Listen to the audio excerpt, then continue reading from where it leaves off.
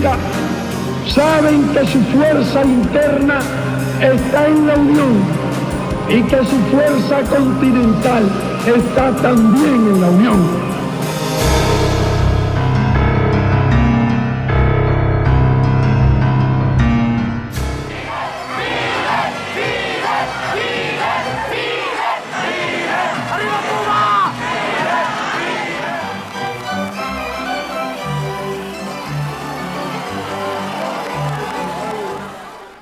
No es aventurado pensar desde el punto de vista político en una asociación de estados latinoamericanos. ¿Por qué no pensar en eso?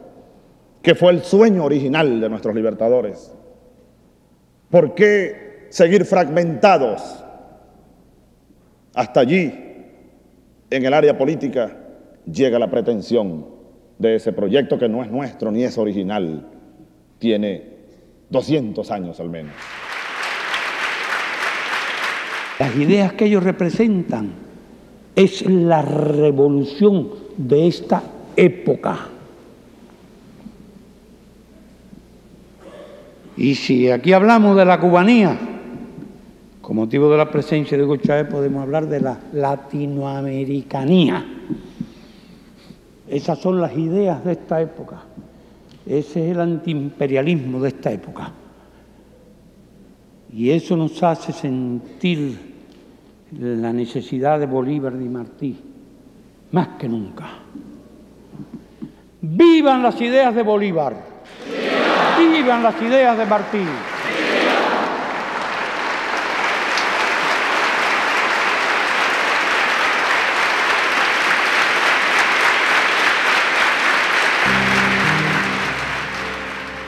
El 3 de diciembre de 2011 nació oficialmente la Comunidad de Estados Latinoamericanos y Caribeños, el espacio de integración más importante del continente. Por primera vez se reunían los 33 países de la región sin Estados Unidos. Por primera vez se materializaba el sueño de los próceres independentistas de ver a una América unida, justa y soberana, comprometida con un destino común. Pero mucho camino tuvo que andar la América para fundar el mecanismo regional más significativo de los últimos años. Fue Simón Bolívar quien primero trató de impulsar una confederación de repúblicas de la América hispana con la idea de crear la más grande nación del mundo, menos por su extensión y riquezas que por su libertad y gloria. Después de encabezar la revolución contra la metrópolis española y fundar la Gran Colombia, Bolívar no tardó mucho tiempo en advertir de forma visionaria las verdaderas apetencias imperialistas en la región. Estados Unidos parecían destinados por la providencia para plagar la América de miseria en nombre de la libertad. Y es que Estados Unidos, desde los primeros intentos de asociación continental, boicoteó todo proyecto de unidad entre los pueblos de la región con el fin de garantizar la dominación política, económica y militar sobre el continente.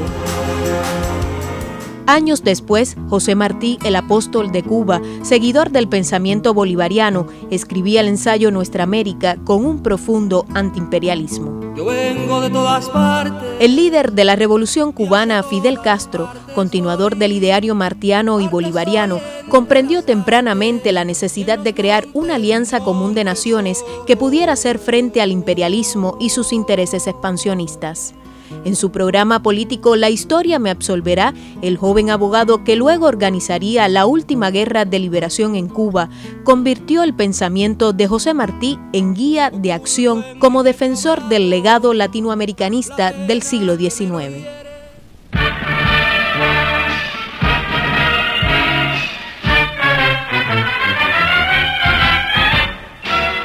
Cuando la Revolución cubana apenas tenía 20 meses de vida, Estados Unidos, mediante la OEA, se empeñó en tratar de aislar a Cuba de América Latina y de legitimar la agresión de Playa Girón. En la primera declaración de La Habana, Fidel rechazó el dominio imperialista y reafirmó su fe en que la región marcharía pronto unida y vencedora.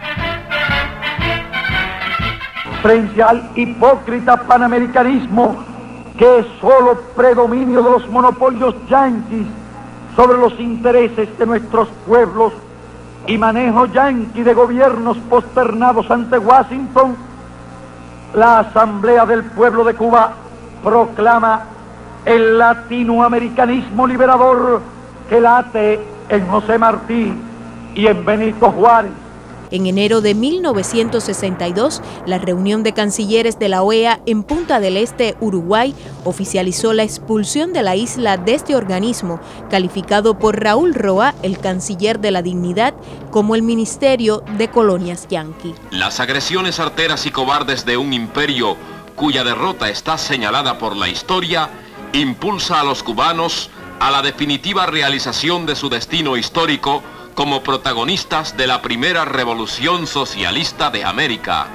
En los 70 y 80, Fidel dejaba claro que su país no podía ni debía regresar jamás a este organismo.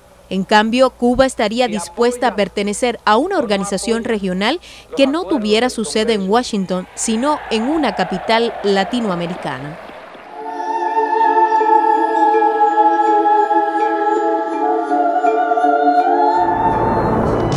La década del 90 marcó el comienzo de una nueva época para América Latina.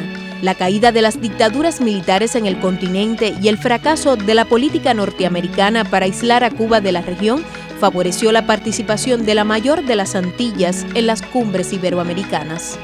El líder histórico de la revolución aprovechó estos espacios para defender nuevamente la invariable fidelidad de la isla a los principios de unidad e integración latinoamericana y caribeña. Lo esencial de esta reunión y lo que le daría su verdadero sentido histórico es la decisión de aunar nuestros esfuerzos y nuestras voluntades hacia la integración y la unidad de América Latina, no solo económica, sino también política.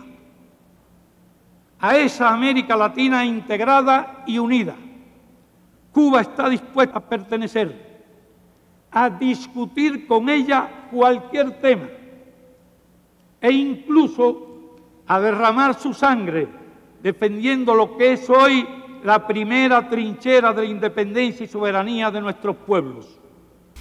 Siempre me he preguntado si es posible el futuro, si es posible la independencia, la seguridad y el desarrollo de nuestros países, si son posibles sus sueños de bienestar y de justicia social, sin la más estrecha unión de sus economías y de sus fuerzas. Si no tomamos conciencia plena de estas realidades, si cerramos los ojos y no actuamos con la unidad, la lucidez y la energía que este momento crucial de nuestra historia exige, ¿qué será de nuestros estados en el siglo XXI?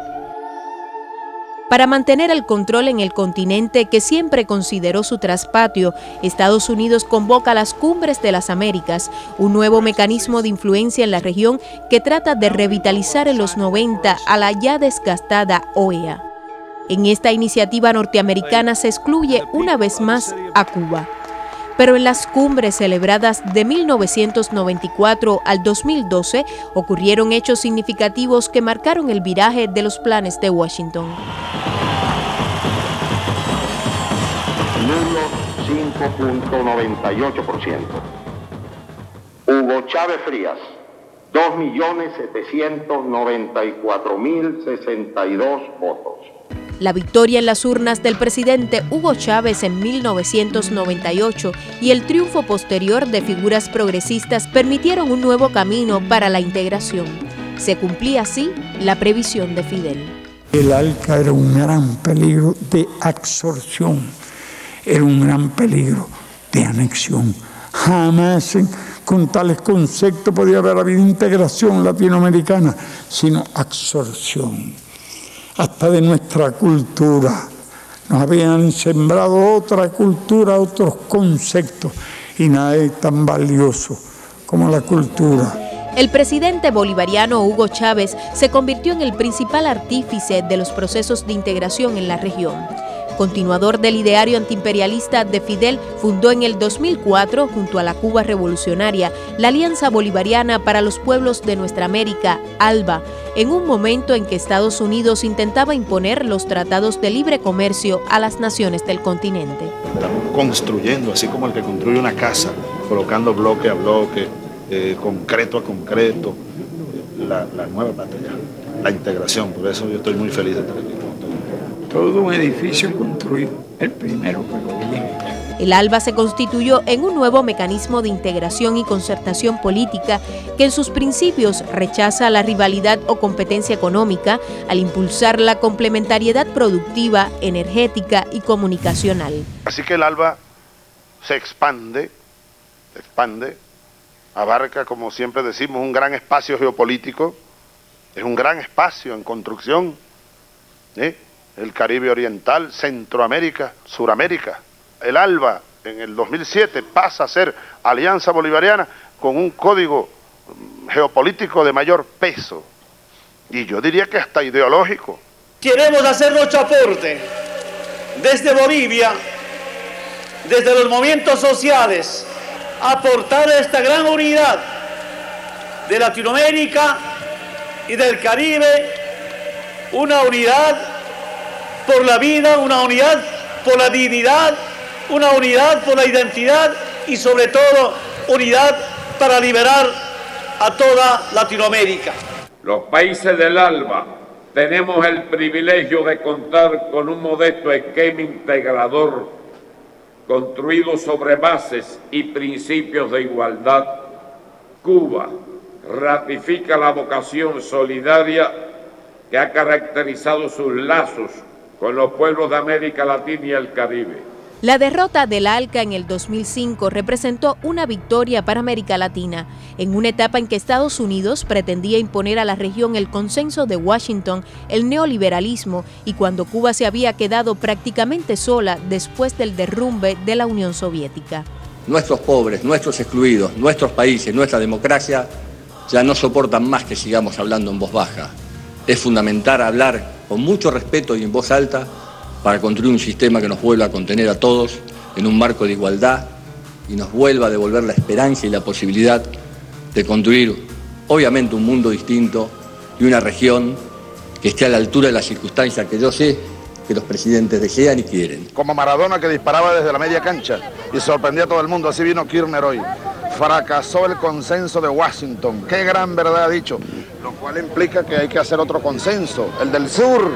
El Mercosur, la unidad del sur, ese es el consenso nuestro. La Cumbre de las Américas en Cartagena convirtió la ausencia de Cuba y la necesidad de poner fin a su exclusión en el punto cardinal del debate. Otro ejemplo de las consecuencias de no superar los paradigmas del pasado, de la ausencia de puentes y de creatividad, es el caso de Cuba. El aislamiento, el embargo, la indiferencia, el mirar para el otro lado, han demostrado ya su ineficacia. En el mundo de hoy no se justifica ese camino. Es un anacronismo que nos mantiene anclados a una era de Guerra Fría, superada hace ya varias décadas.